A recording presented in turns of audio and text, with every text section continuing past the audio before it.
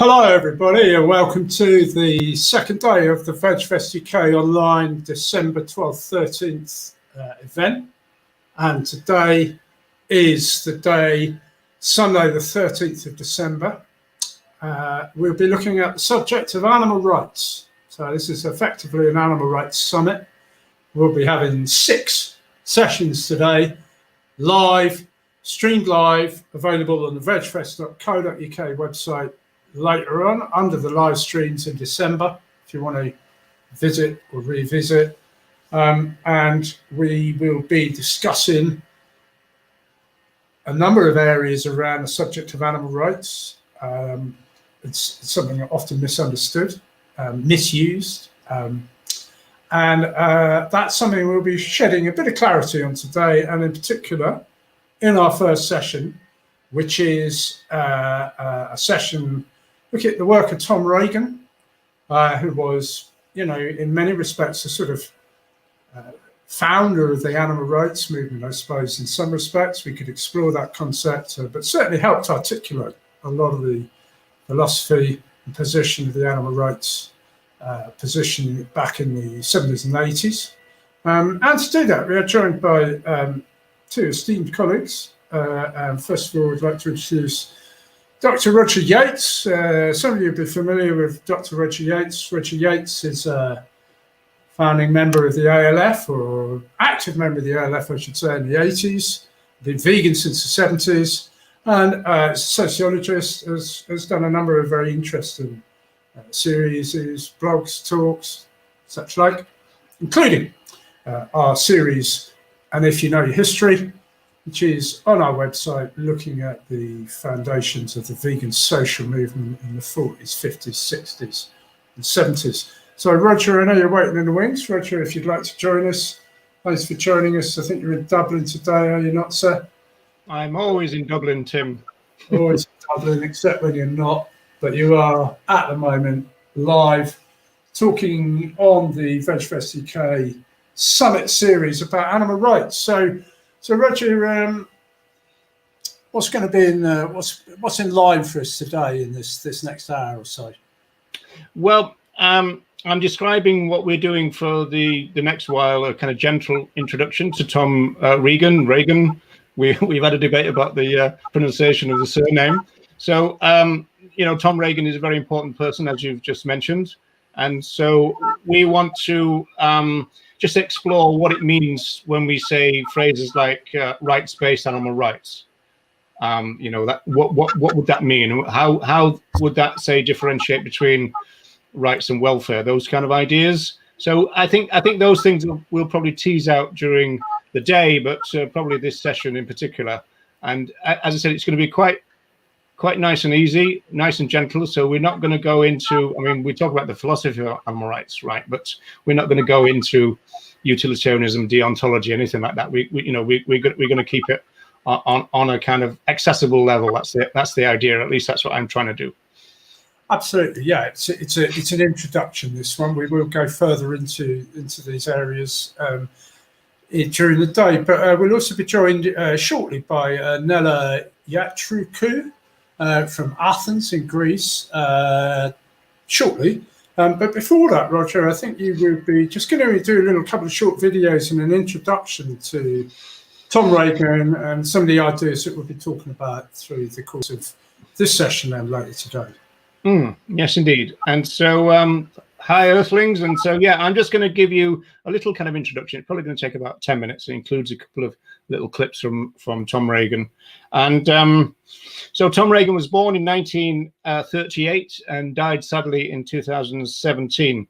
So as I said then, it's a kind of gentle introduction to his work, which you could sum up as being called the rights view, the animal rights view, the idea of rights-based animal rights.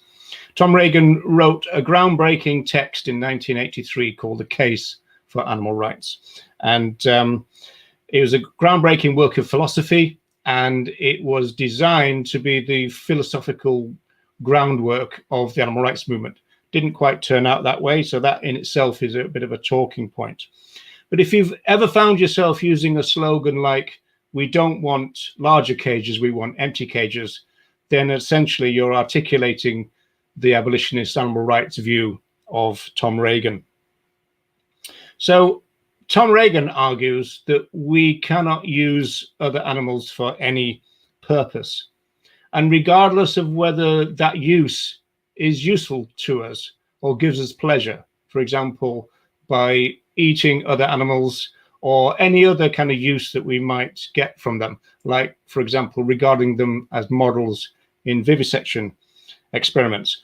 All of those things are ruled out by the abolitionist animal rights position. The question it raises for us as animal advocates, as claims makers, in why should we not use them? Now, that question in the animal movement is usually met by welfare-based responses. For example, it would be cruel to use other animals, or that we should be merciful towards them, or that we should love them rather than treat them cruelly. For Tom Regan, on the other hand, he would respond with animal rights arguments about why we cannot use them. He would argue, for example, that other animals are rights bearers. And that means that when humans use other animals, that's a rights violation. Now, there's one important point that we should make straight away, is that we're not talking about giving other animals rights. The case for animal rights suggests that other animals have rights. Our job as animal advocates is to gain the respect for those rights that other animals already have, and to see those rights codified into law. And so moral rights would become legal rights. So we'll tease those kind of ideas out in a little while. The rights in other animals create duties in us. So this is the kind of fundamental position of animal rights. So given all that, some suggest that abolitionist animal rights is extreme, and that the animal rights position is extremist. And so you might be surprised to find that, at least in terms of the end part of that Tom Regan himself would agree.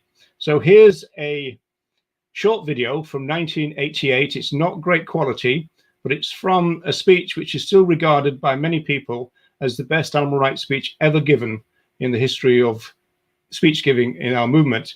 And it's called the Sword of Injustice, or Sword of Justice. And this is where he talks about being an extremist.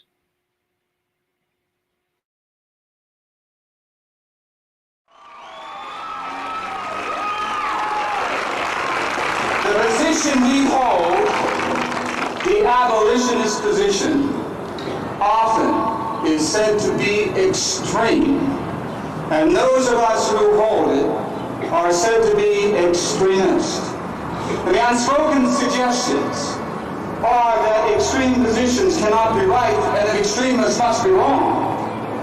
But I am an extremist. When it comes to rape, I'm against it all the time. I am an extremist when it comes to child abuse. I'm against it all the time. I am an extremist when it comes to sexual discrimination, racial discrimination. I am against it all the time. I am against the abuse of the elderly all the time. The plain fact is, moral truth often is extreme and must be, for when the injustice is absolute, then one must oppose it absolutely.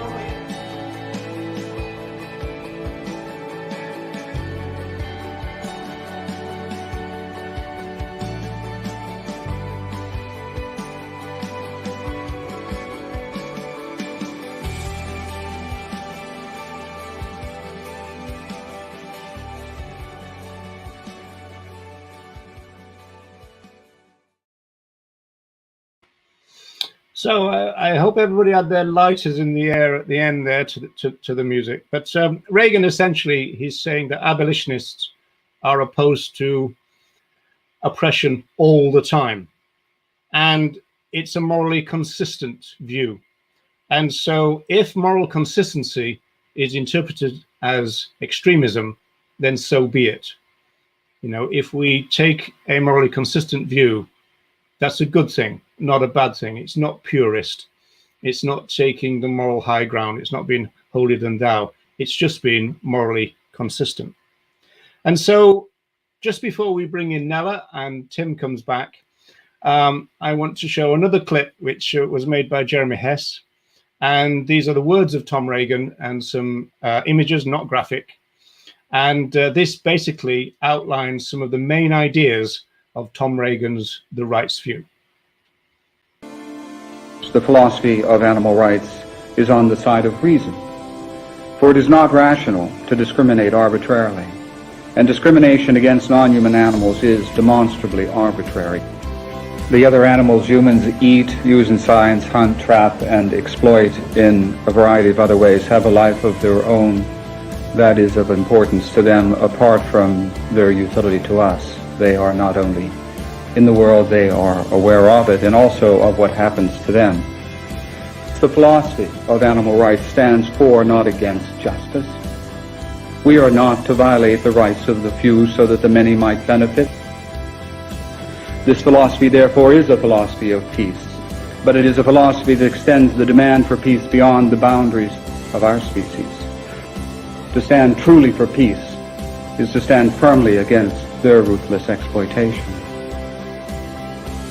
Respect other animals and their rights. Live vegan. For free support to start living vegan and resources such as a discussion guide and language document, check out veganinteractions.com. Thanks for watching.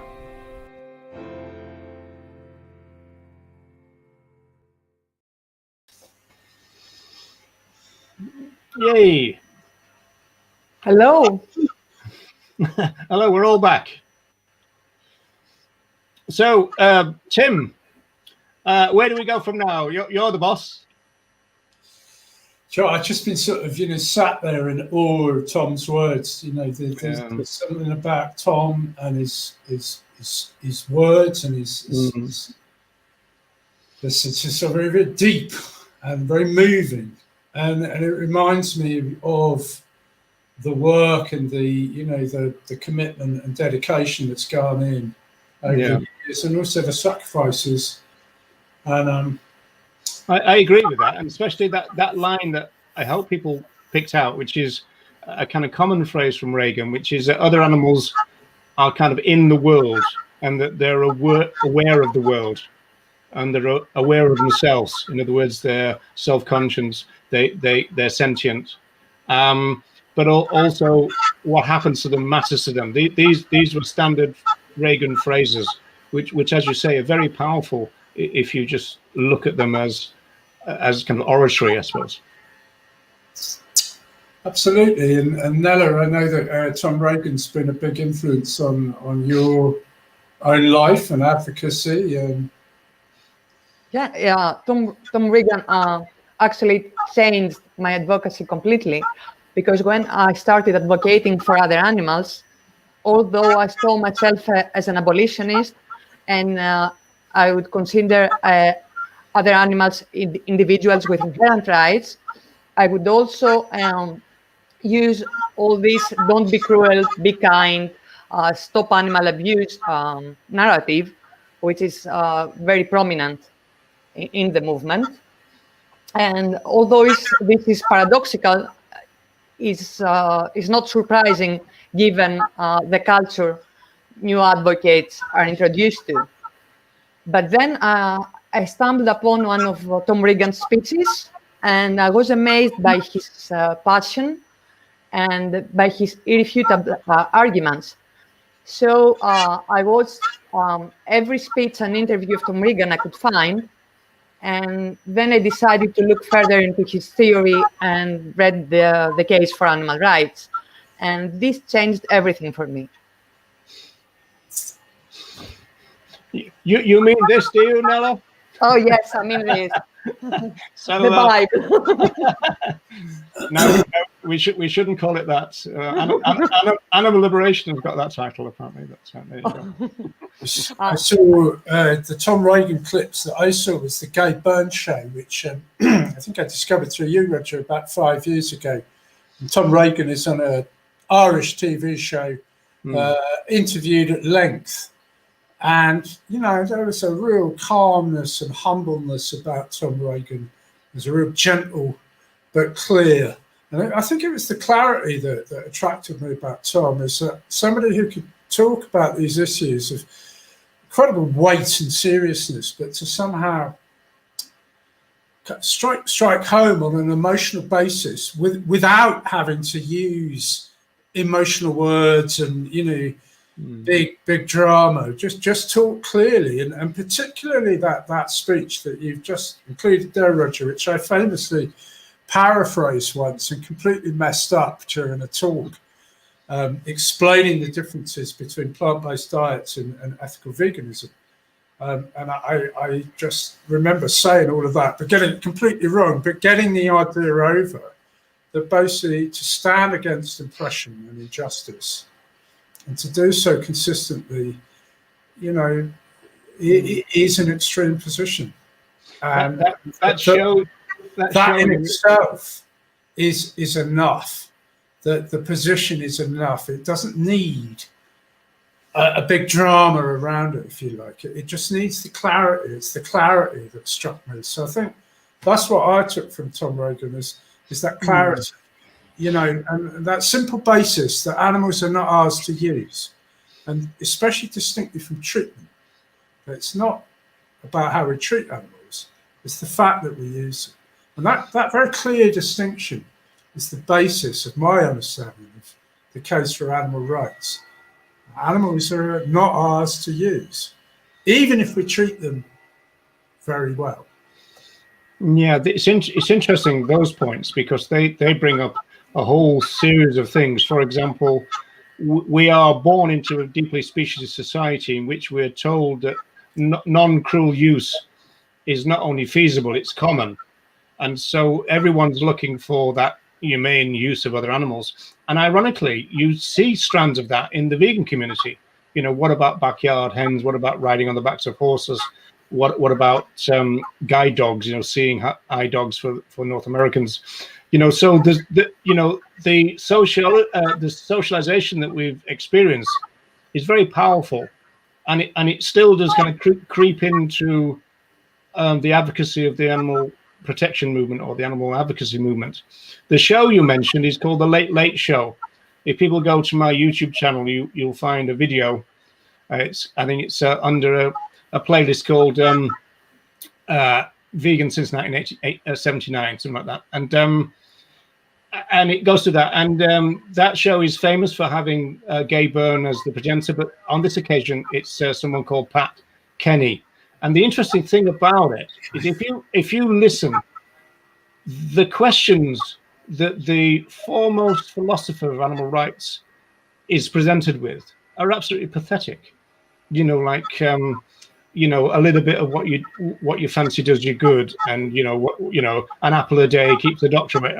You know, really pathetic stuff. You know, and it's really interesting because, being in Ireland, I still hear this guy on the radio, and he's still coming out with the same questions.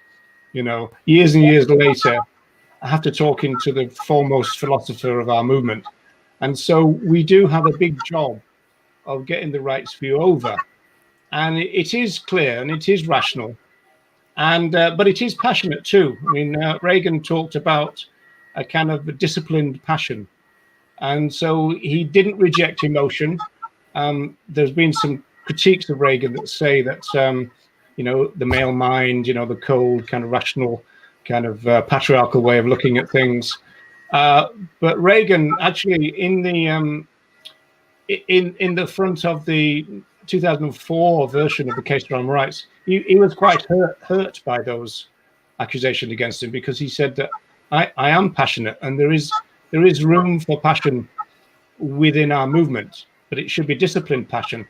And I think what's really the difference is that when you're explaining the case for animal rights, you don't need to lose your temper. You know, the number of times people say in the movement, oh, you know, how did you not lose your temper?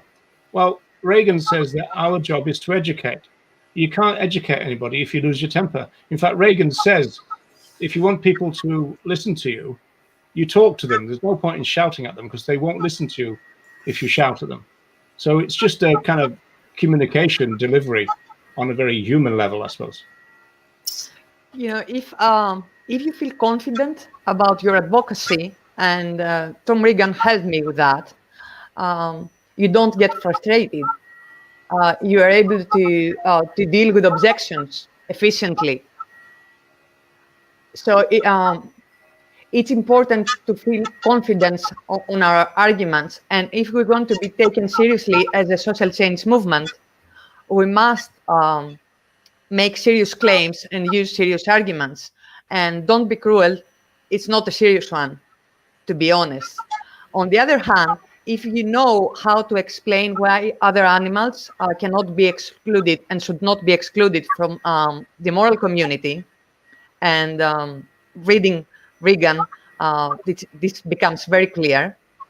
And if you feel that you're in a position to explain why the utility of an individual to others is not relevant to their value and their rights, and also that rights are a way to protect the interests of the individual, you don't get frustrated. You actually have an answer to every objection. So it's important to engage with theory. And although I understand that probably philosophy is not everyone's favorite topic, Regan's theory is pretty straightforward. Yeah, although ironically, the reason that everyone in my generation, it's not the same anymore. In fact, I did a talk, Tim, at one of the Veg Fest. I think it might have been in Bristol, and I gave a talk about animal rights. And I asked people, whether they're familiar with the work of Tom Regan, Joan Denea, and Peter Singer. Usually, what you got was everybody didn't know anyone apart from Peter Singer. Whereas now it seems like the new generation don't know Peter Singer either, But one of the arguments in favor of animal liberation against the case for animal rights was that animal liberation was a lot simpler to understand. And also, in some senses, it came first. It was about 8 years before the case for animal rights. Although Regan and Singer were writing about the same thing from the 1970s, and I think they first met in 1973, so they go back a long way, but they were kind of friends in a interesting, tension, but friends, but also they were philosophical enemies. In fact, Reagan famously called Singer's position morally bankrupt, but also Singer said that rights are not a good and useful way of grounding the position of a social movement. And so I think we do have to, part of the conversation here is that rights are not universally favored within this social movement for a variety of reasons, not least because some people, as Nella kind of alluded to there, find them a bit abstract and a little bit too philosophical. In the same way as that we prefer to talk about carnism rather than speciesism, because the latter seems to be academic, whereas carnism's got a bit of a slur to it, And I think it's a little bit the same in that sense that, if you've got something that's a little bit more complicated, people tend to shy away from it. And that's kind of understandable, but in my view, fairly regrettable, because I would love to see a rights-based animal rights movement. And sadly, we don't have one at the moment. Do you think that's going to change? I mean, Roger, we're going to come into later a talk with you, Ronnie, about some of the things that went wrong in the, this foundation, why we don't really have a rights movement, but what we can do about it, because there is an element of a rights movement. There's clearly an understanding and an agreement with the point that Nella has made, which I agree with wholeheartedly. And I should say at this point, when I went vegan in 1984, it was only in probably about 2015 that I developed and understood a rights position. So, I was vegan a long time, and I would still say I was vegan and not plant-based because I was not using animals wherever practicable and possible. But the ethics were not based on animal rights. They were based on a more human-centric understanding. And I think the great thing that I found about this understanding of rights is that, as you mentioned earlier, when you come to advocacy, when you're talking to people, especially if you're involved, should you be with a farmer who is claiming to have the highest welfare standards, how much they love their animals and they take care of them and they have names for them and they get vets in for them and they do all these wonderful things to these animals and then they kill them and then they profit from them. And it's that point where their argument no longer carries weight, and when you confront your humane welfare, high welfare farmer with the fact of, well, you kill these animals and you profit and you breed them to profit and you can modify them at every opportunity. So no matter how well you treat them, that will never get away from that moral question. Is it okay to do that to animals? And if the answer is no, well then that's the vegan case really, that's the animal rights case.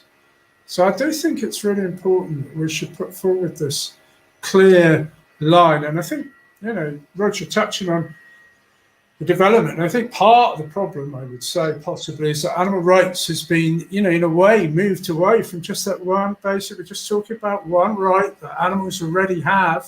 We're just talking about recognizing that one right not to be used as property. And from that position, then we discuss and debate. But that fundamental underpinning of the vegan philosophy and the animal rights position, I think it's just crucial. And I think it's easy. It's easy. And Nella, I'm inspired that, you and I have both got to that same position just by a little bit of thinking about it and a little bit of debating and inquiring and having an inquiring, open mind, and then seeing, there's some really good parts there that really strengthen our case. And that's important because, Roger, as you say, if we're making claims, we have to have a strong case. If we're going to be an advocate, we have to have a strong case. And it's that understanding that animals are individuals, not our property, not ours to commodify, not ours to use and exploit, profit from. That basic understanding is essential to a growth, I think, all over the world. Because once you have that understanding, then you can make cases for other aspects, like the benefits of the environment, of shifting to plant-based diets, some of the benefits for health, for humans, for whole food, unprocessed plant-based diets, the sustainable food that we need for a growing world population is always going to be furthered by plant-based diets. But it's the understanding that animals have a right not to be used in any of this that underpins all of these benefits for humans and for the environment and for the planet. I do think it's an essential part for us to get over and get on that page. And I think that's happening, Roger. And I do see signs myself, especially when we're talking to people like, we'll be talking to Animal Rebellion later on. And this is a generally younger, some of those activists have been vegan less than a few months. Some have been part of that group for less than 2 months. They're really interested, fresh, open, enthusiastic, wanting to take on and learn and develop and become better. And that's really inspiring, I think. And it kind of validates the work we're doing. Now, I'm looking forward to seeing the recording of that session. But also, as a kind of fundamental matter, we have to recognize that the position of animal rights has kind of been hidden within the animal movement. It's been suppressed in a way. And so, again, there are all kind of complicated reasons for that, which we might get onto in the other session with Ronnie. But I feel, in some ways, I feel sorry for the newbies of the movement, and I'm certainly not critical of them, because apart from the fact that they were socialized as speciesists in a deeply speciesist society, They then join the animal advocacy movement and then become socialized within that. And what our movement says is that we can talk within the welfare paradigm or the welfare arena, and we can talk about cruelty, and we can talk about suffering, and we can put a vegan label on that. And for us as vegan advocates, that makes sense. For the culture, it doesn't. There's not a kind of linear progression. And the great thing about the animal rights position is it cuts through all of that and stands outside of the welfare thing and says, well, actually, we're not talking about welfare, we're talking about rights. And so when you're able to do that, I found on the streets a great benefit. In fact, we get, farmers and other people who use other animals in certain ways coming up to us. And one of the things they say after a conversation is, oh, I didn't expect that. I didn't expect you to say what you said, because I thought it was all about cruelty.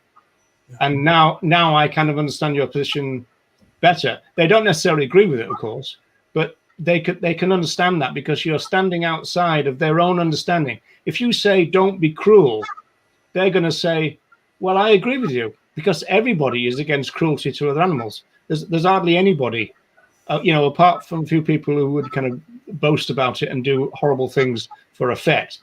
There's very few people who actually agree with the idea that you should be cruel to other animals. And so by saying, don't be cruel, you're kind of all saying something that people already agree with. But the solution for them is not go vegan. It's, well, let's stop the cruelty. And so the animal rights position stands outside of that and shines a different light on the situation. And it's less confusing, I think, culturally. That's my own personal view of it. I think it's clearer and more direct. You just get into what you're wanting, and you're saying animal use is wrong for this reason, rather than trying to, as it were, slalom your way through the cruelty paradigm, which doesn't always work. No, and it gets messy, doesn't it, Roger? And I think the problem that we've got in some respects within the animal movement is because what I notice is when people agree about that rights position, people can have a lot of very interesting conversations and kind of push out those thought processes without polarizing and arguing and wasting time shouting at each other. And then we see a lot of that in the animal movement, but we see less of it now. And I think partly because there's a better understanding of what vegan is, plant-based diets, how to advocate for them, and how to avoid tearing lumps out of each other because we're not on the same page to start with. And I think a really good example of this is quite simply understanding an animal rights position really helps to advocate for a plant-based diet because you understand how they help and how they're different. And if there's clarity there, you don't conflate. You're not going on about human health when we're really talking about justice for animals. And we're not going on about justice for animals when we could be talking about environmental benefits. We can have what we call the Venn diagram, isn't it? Is where these ideas kind of join or intersect. And then bingo, then we've got solutions because, and this is, again, we'll be talking with AXR about climate justice and animal justice. They're not the same. So it helps to recognize. And indeed, somebody may make a case for something like regenerative farming for climate justice and make a very good case and may have a lot of science that they may think is relevant. And indeed, that is a debate to be had. But from an animal justice perspective, there's never going to be regenerative farming as a solution. Mm. But there are solutions within that. And if we look for them, and I think this is the beauty of the rights position and vegan is you can be curious, you can look for solutions that are going to stand up the test of time. They're not just going to fall apart because they're conflating. So I think clarity, and I've said this for a number of years now, and partly why I really value the Animal Rights Show that you both part of with Jeremy. The Animal Rights Show seeks to bring clarity to these issues in these areas.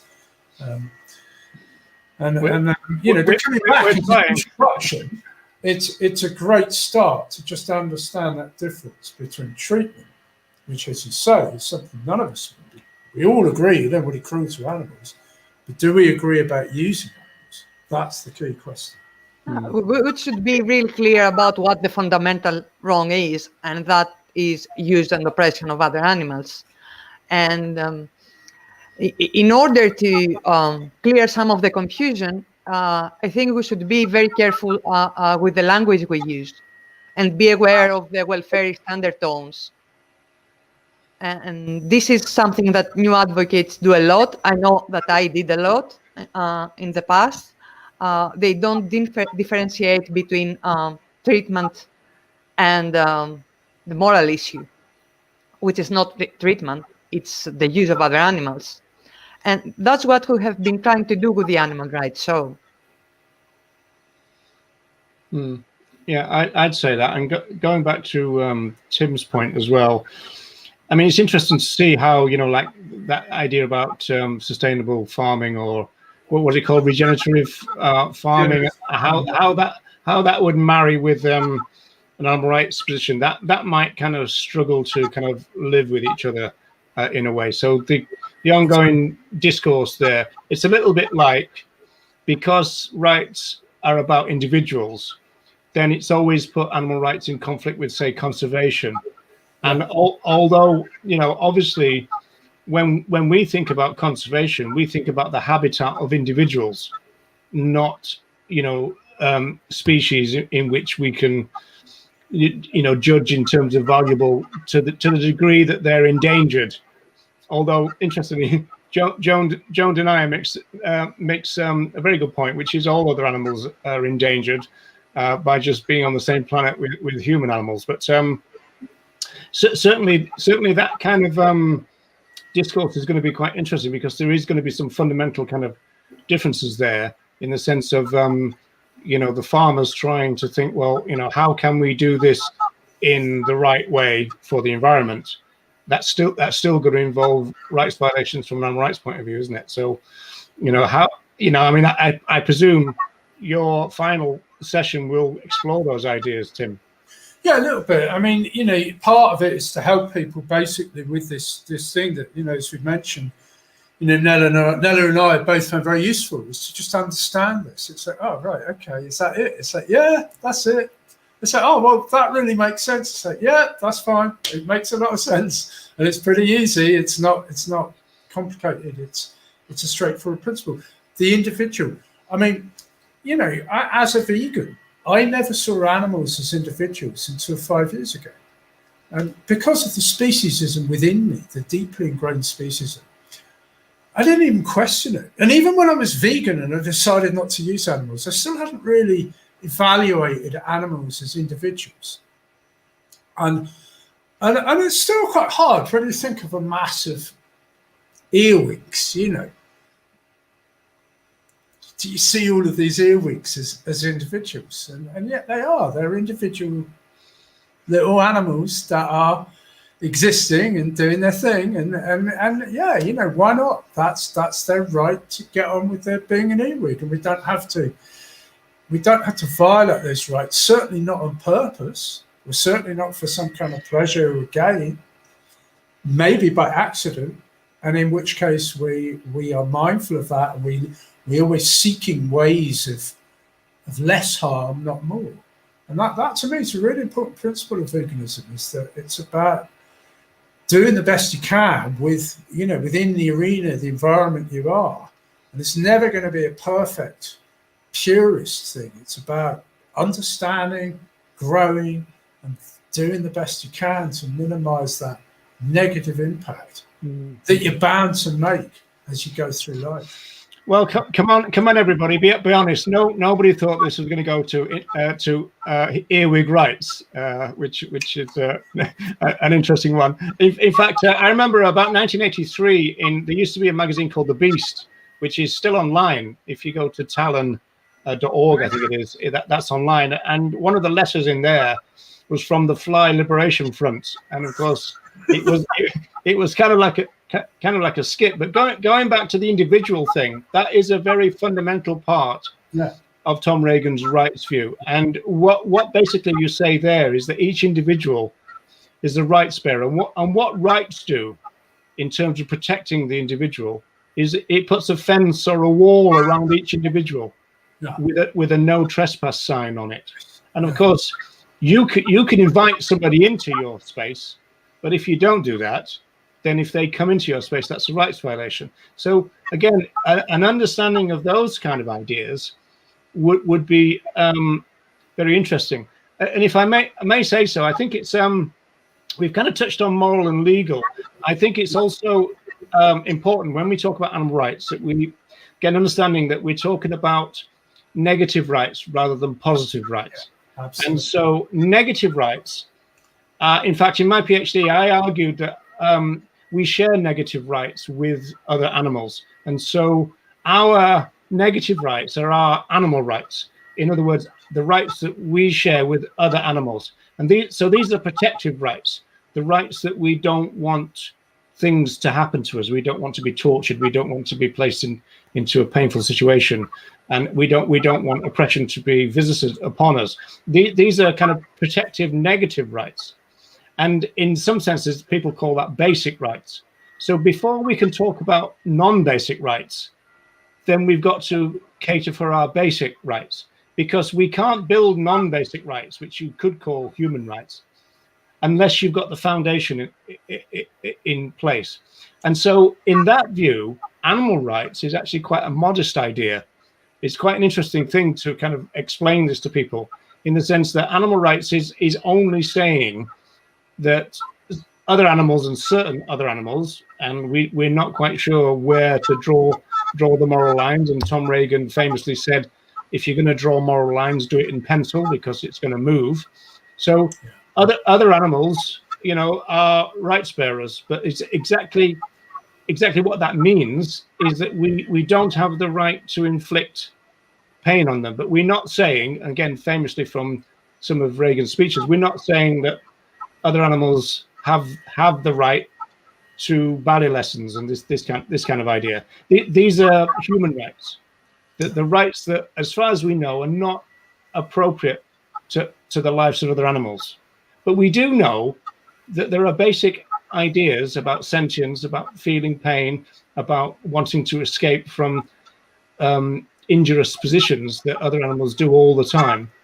And those are the things that are protected by animal rights. And so this is why it's a fundamentally great idea, I think.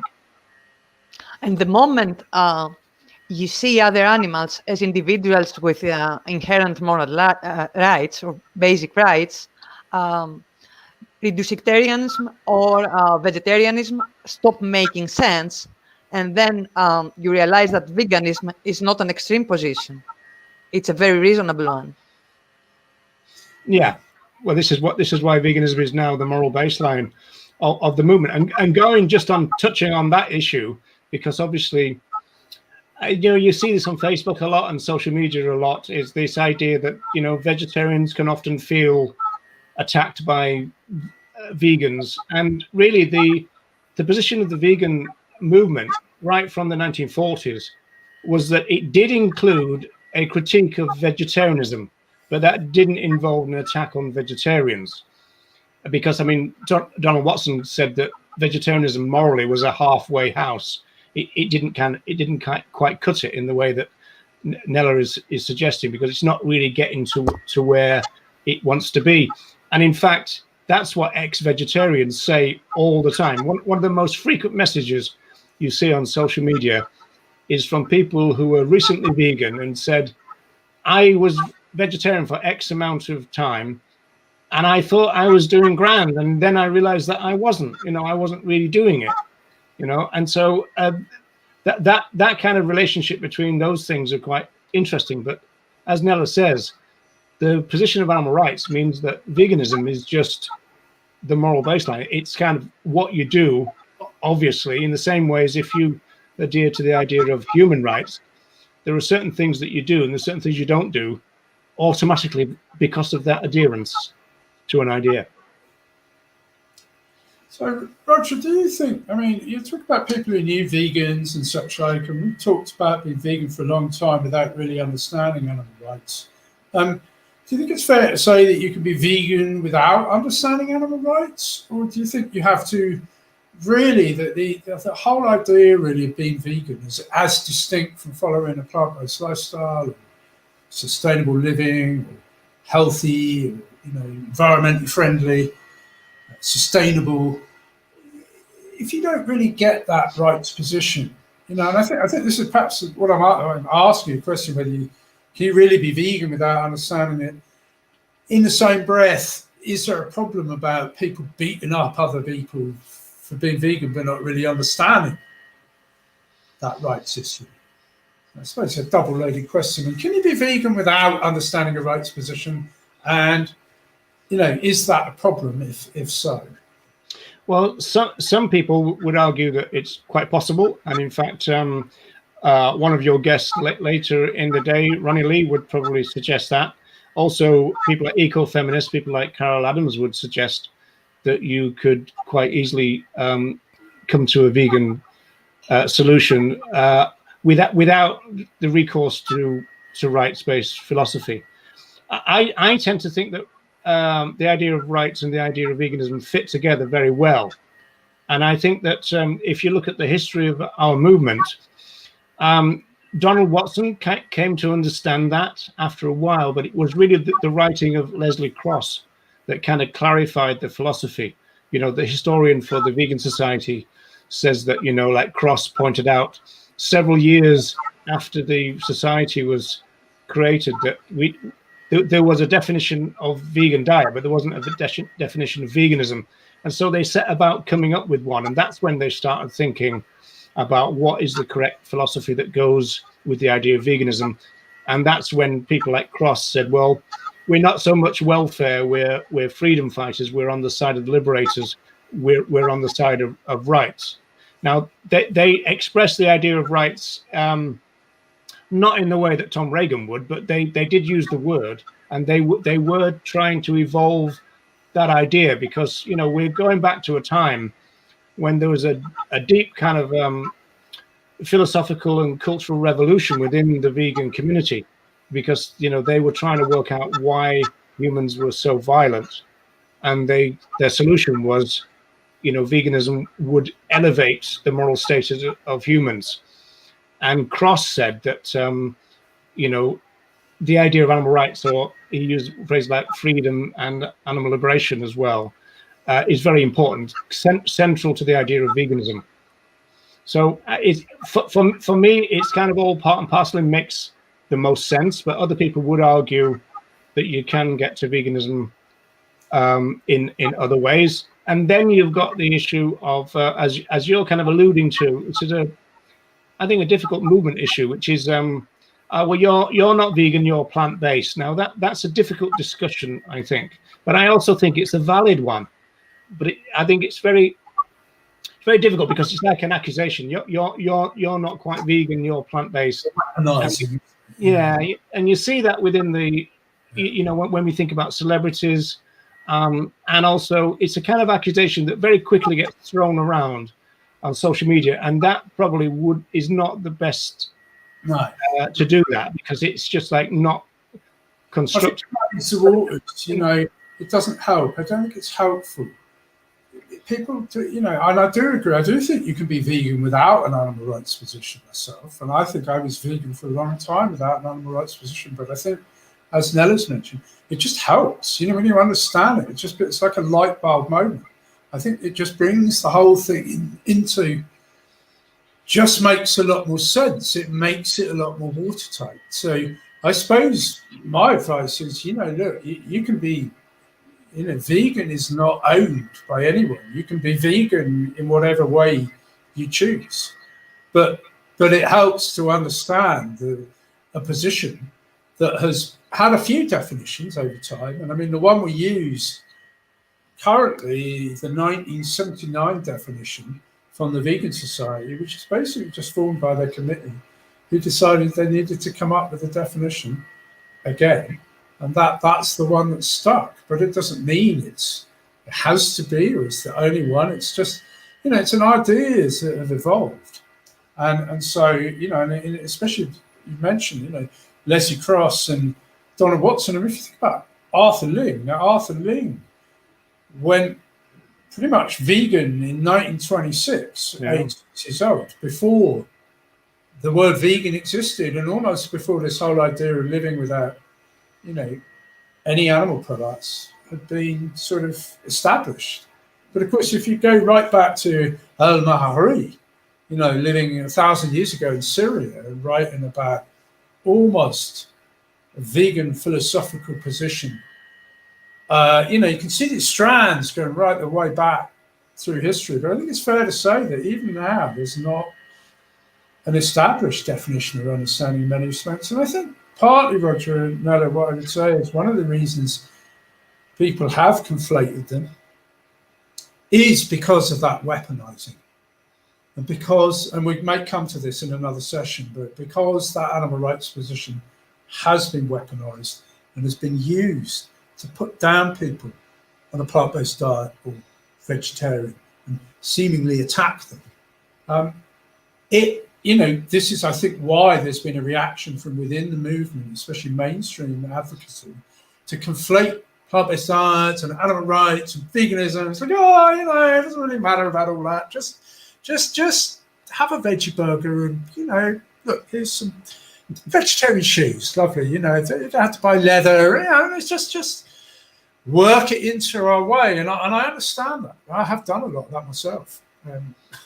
Famously, back in 2003, I was interviewed about VegFest. I said, we're Bristol. We don't do this. We do parties.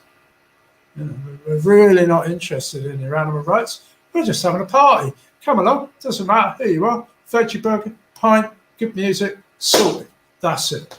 While you're at it, you have to pick up a leaflet, read a little bit about egg production that you hadn't thought about. It's like, all well and good. And I think those are fantastic benefits to that. But I suppose what I've really come to is, after all this time, is realizing that actually, you can just do all of this, and just by having clarity. So we come back again to the value of understanding this rights position to underpin our movement and our advocacy. I don't think you have to agree 100% or subscribe 100%. It doesn't matter about that. It's about having an understanding of these principles and seeing the benefit of applying them and using them to strengthen that case, to ultimately help more people leave animals alone and stop using them for pleasure or for any other use. Well, of course, we are in a social movement. And of course, one of the things that people in a social movement want to do is they want to get their social movement to as big as possible. Yes. And so this is why they might try to co-opt people who are not quite there to use that. Yeah. But at the same time, though, Tim, veganism has got to mean something. So that's the tension. So veganism is something, animal rights is something, veganism is something that means something.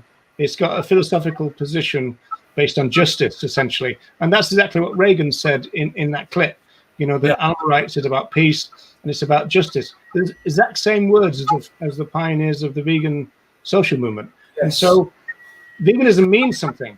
And so not everybody can be called that, even if they, as it were, want to. And of course, other people think, well, if we co-opt this celebrity, that's going to be good for the movement. But it's tricky then. It's tricky. Yes. No, we need more people on our side in order to make social change. But I think that we should not be willing to accept any definition of veganism. For me, flexible veganism, for example, is an oxymoron. As Roger said, veganism has to mean something. I agree, Nella. And I think if we understand that vegan really means, not using animals and is focused on animals and centers animals, and if we're looking at plant-based diets and the benefit of plant-based diets for human health and other things, it just, you can be pretty much plant-based. And we've got millennia of cultures that are pretty much plant-based. You know, take, say, Rastafari, Ital way of life, pretty much plant-based. You know, the only animal used really generally is fish, and so it's seen as the fruit of the sea. An animal rights position, a vegan position, wouldn't agree with that, but we can recognise, you know, the guy quoted Al-Mahari, but I believe my understanding is that, you know, he would eat animal product once a year on a religious festival. There's this whole strain of pretty much plant-based, and of course we know that as vegans we still use animals, and even if we choose not to use them wherever we can, even so we all make choices that we know involve the use of animals. We just try and do so less and less and less. So I understand why people think about this reducitarian, you know, kind of, oh, you know, you reduce use, because ultimately that is an understanding of veganism. We are not looking for a perfect solution. We're looking to reduce our impact on our use. But that only comes by understanding what that use is in the first place. And I think if we deny that we're using them, we're never going to really get that far, because we won't be looking for the solutions. Just to put one currently in, I'll throw this into the mix, you know, the vaccine debate about with COVID-19 and vaccines. Oh, start with the easy ones, Tim. They've been tested on animals, and a lot of them involve animal ingredients, but we can also see a lot of benefits for humans through vaccines. And so the solution, obviously, is to work towards, as we evolve, to plant-based vaccines that are not tested on animals. And if we can arrive at that, and for vaccines and for medicines, which we already are, obviously, big progress has been made in these areas, and this is what we need to, you know, there's the solution.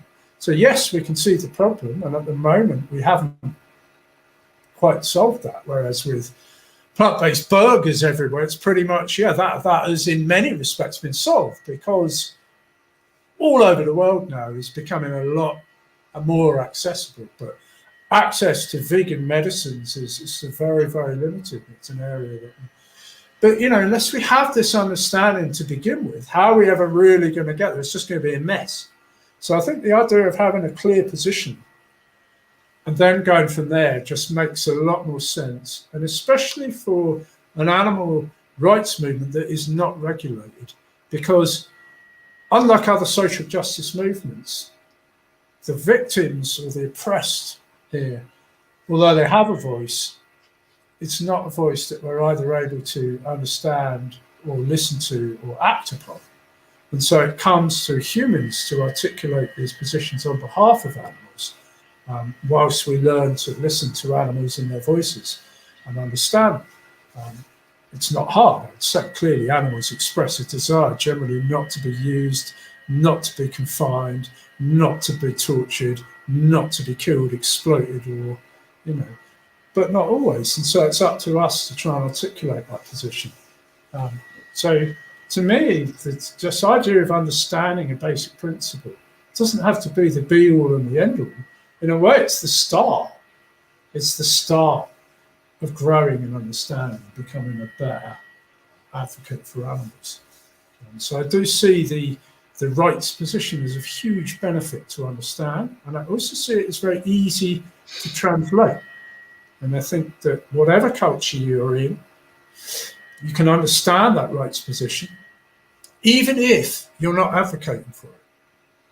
Even if you're advocating for trying to get our hospitals to introduce more plant-based meats, that could be your focus of your campaign. It's a very good, worthy campaign. You can do that, but there's no harm or problem in understanding that rights position. And I think when you look at the Casey Taft model of the motivational methods for advocacy, especially when dealing with individuals, that's the model, is to approach this from a justice perspective. There's the bar. Yes, it's quite a high bar, but if we help each other and we move towards it, we will get there. There's no bar to lower, because it's a bar that's a moral obligation. It's a moral understanding. It's not a make up as you go along. It's a principle. You're right. I think that rights translate very well in every culture, definitely in my culture, because we are all used to talk about rights, human rights, for example.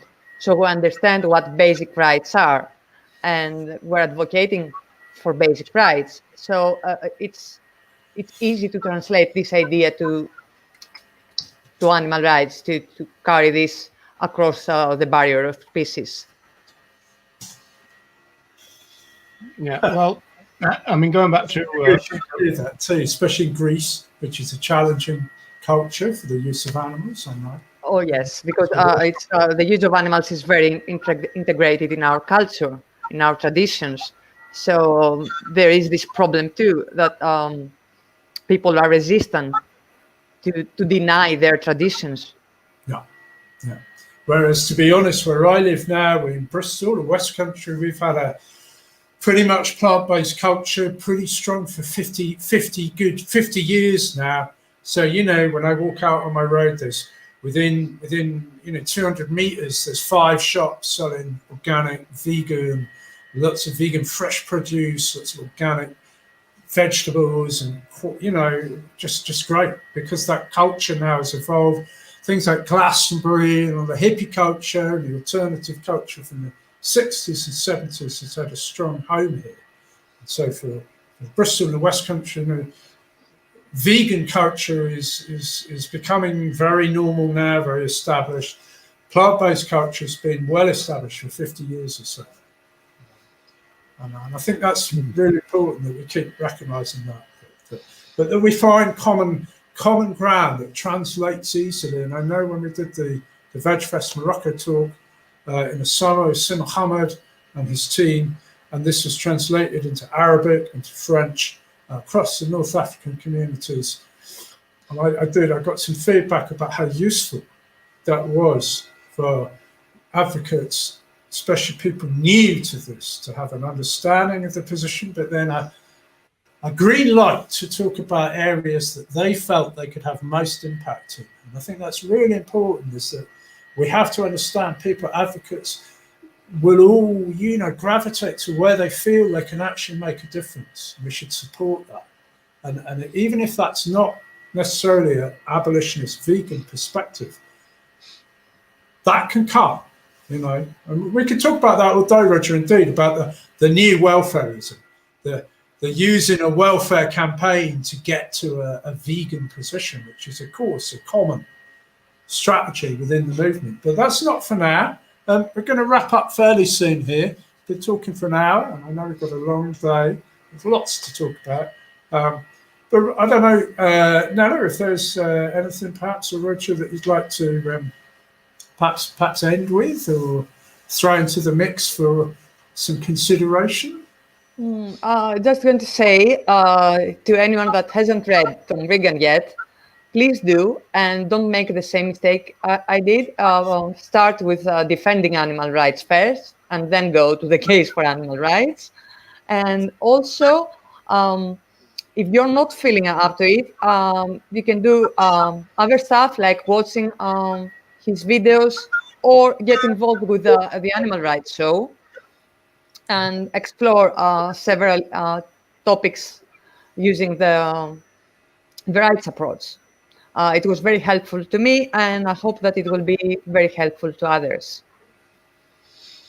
Yeah, and what I'd say as a kind of closing statement is that we have to accept that the rights position, the rights view, is not without its problems, and Regan's own theory is not without its problems, and there are areas where some updating would need to be done, in the sense that we're talking about something that was germinated in the 1970s and was written in the 1980s. So there is something about that. But Regan talked about kind of muddling through, but the issue about that is that you know where you're going, and that seems to me the very important thing.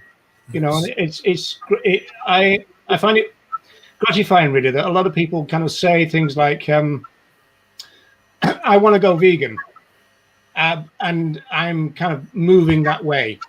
And then I see our job is to help them on their journey. I know the journey is not the most popular phrase. But again, I think it chimes with Regan's idea of muddling through.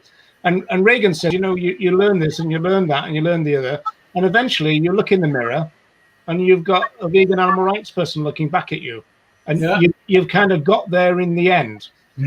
and that's good. It's just that we need to be clear about where people are going and not hide it from them. That's the bit that we don't need from the pragmatists. Even though, I mean, it's a surprise for me to say this, but pragmatism has got its own internal logic. It's just that it's not animal rights and it's not veganism. And so long as that was acknowledged, it wouldn't be so bad in a way. It's just that we get a conflation of the two ideas. I absolutely agree. There's a lot of benefits in a lot of these things, but just we don't need to conflate them, because that's often what causes the arguments. And then it brings out, I think, the worst in us. I think part of the issue with animal rights is when you get to the vegan position, there's a lot of anger in you. There's a lot of frustration. There's a lot of what we may refer to as negative emotions. And the reason I say negative is because they don't transfer to other people that well. People don't generally like angry, shouty, accusational, toxic, whatever your words are. We like kind, polite, respectful, supportive. We like people to ask a question. We like people to respond well. We like people to go, well, that's interesting. Not, oh, that's ridiculous. And I think that's why really clarity helps. I think that's why understanding of that basic animal rights principle, how it applies to veganism, and how that doesn't necessarily apply to plant-based diets, is really useful. And I find that a kind, supportive, interesting, conversations. We're on a journey. We hope this journey lasts. Every day we can learn a little bit more about our understanding and relationship with our animals, with the environments we live in, and hopefully become better. Though, Tim, Regan did say that he understands why people are angry, even filled with rage. After all, there are millions of rights violations going on every single day. So it's not surprising that we're angry. It's a question of what you do with the anger, I suppose. Yeah. And we know this. We know this on all forms of behaviour. It's how you channel that. So, Nella, ευχαριστώ πάρα πολύ.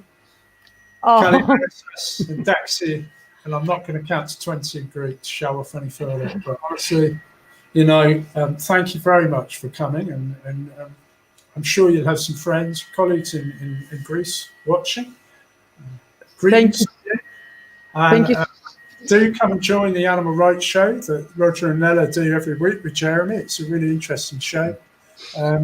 Roger, thank you. We'll be having you back shortly. I know, probably more than once. Is it 3 times actually today, is it? Twice.